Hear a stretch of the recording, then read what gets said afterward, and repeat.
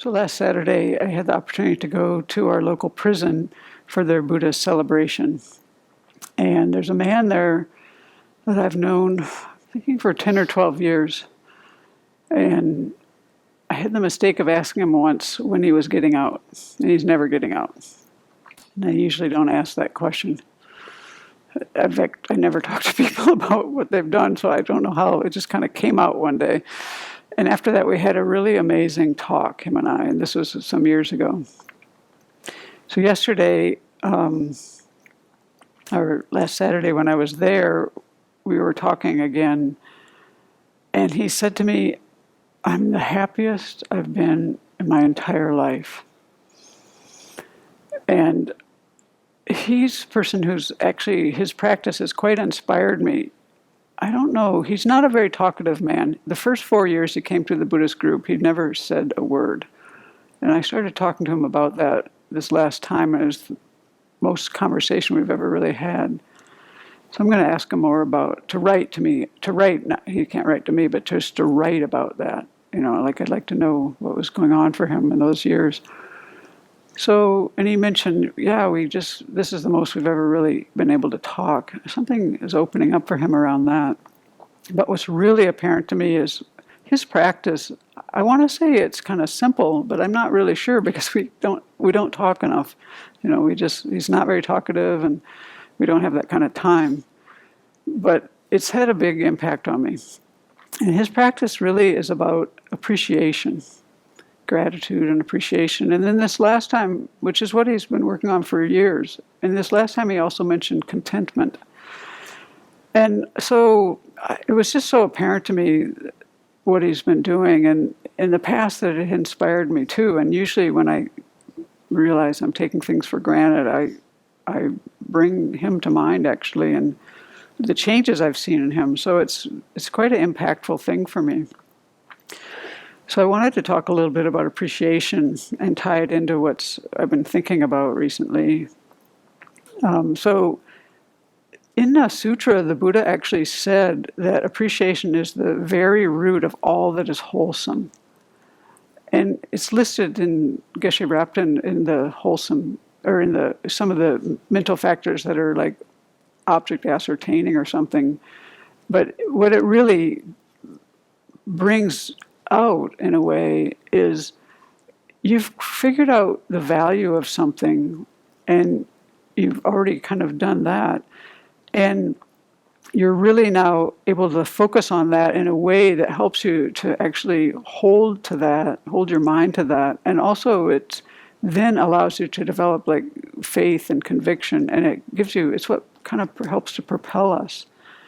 And it's interesting to me that the impact it has on your mind whenever you do this. This is the part that just ties me into my own experience. In fact, this morning it was funny. This is kind of an aside, but I have a practice that I'm supposed to think about the emptiness, the bliss of my mind and how it's empty. I do it for about at least 30 seconds every day. Sometimes a couple minutes even. But you know what? I don't find bliss in my mind very often. It's been a long time since I've felt that. In fact, I'm looking at my mind in the morning, and I was going through a period where I was pretty moody for a while, probably since I became a harmonizer. Actually, I got kind of depressed. So I'm watching my mind in the morning where I work this all out, and then I can come out here and be a little chipper, and I never found anything like that. I did it during our retreat in the winter, but really it had been a few months. So this morning I did this meditation on appreciation, and my mind was like, poof, all of a sudden it really lifted me up. It was just so palpable. I wanted to share that. So this has some kind of impact on the mind to try to find these mental factors and use them. That's kind of the point of this talk. That's what I'm trying to bring home. So what I was applying this to was our discussion about feedback. And I was thinking, like, what really works for me? We were talking about this the other day, like, how do we need to receive feedback? And I was thinking, what really works for me?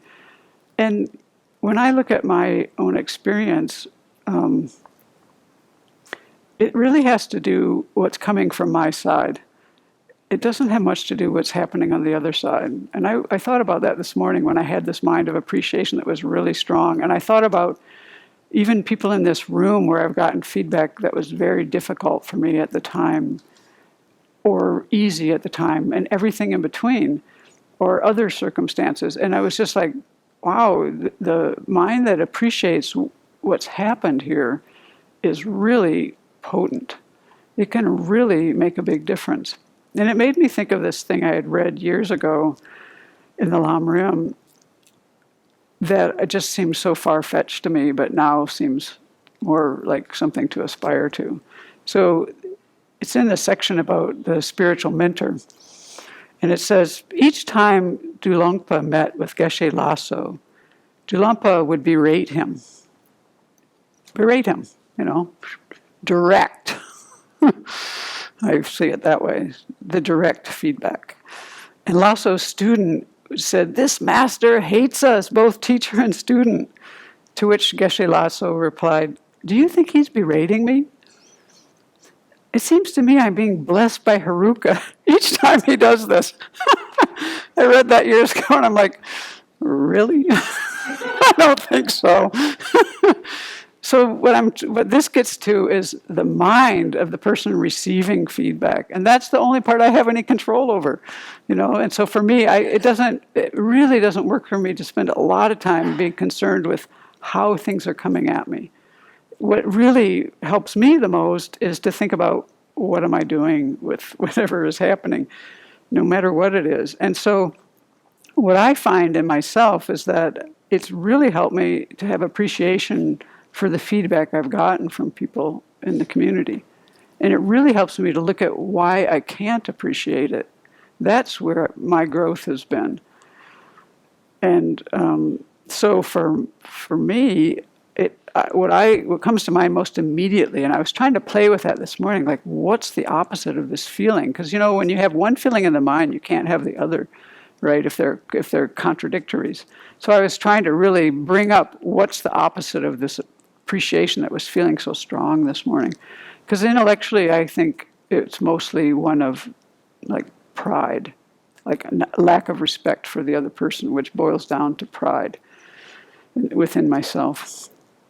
And so, as they say, what gets in the way, at least for me, they say the water of good qualities does not collect on the heights of pride.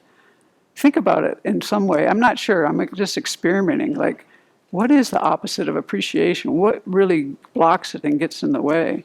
Well, one thing is if you don't see the value of something, because you have to value. You've already gotten to the place where you value it before, and so if I don't value it, what causes me not to value it? Well, not respecting others is a big hindrance to valuing things, like don't go to a surgeon you don't trust. Your surgical result won't be as good. It's proven, so this is this thing of like, what's happening on my side? So there's a lot of ways that comes across, and then I have to look in my mind. And the other thing that really came to mind right away was like, when we studied the mental factors, and I remember John Owen was here then, he was still John, and we learned about haughtiness. And he found it in himself, and I was like, haughtiness, I don't even know the word, But one way, it's one of these variations of pride that we do. It's a puffing up of the mind through taking joy and comfort in observing one's own good health, beauty, power, blah, blah, blah, blah, blah. It's kind of like, to me, when we did EML, it was intoxicated with youth. Like I can go through my life, through my day sometimes, just like feeling like, life's good, I'm good, everything's happening, and you're going to say something to me, it's not going in.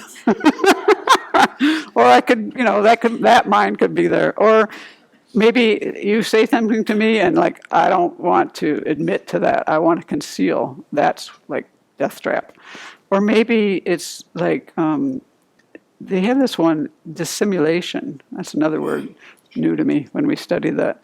That's when you want to hide your faults from another because you want good desire for goods and services. My goods would be like your appreciation. You're not going to give, well, maybe you'll make me lunch too, but mostly it's, it's other stuff. So that's kind of where my mind goes with this whole thing.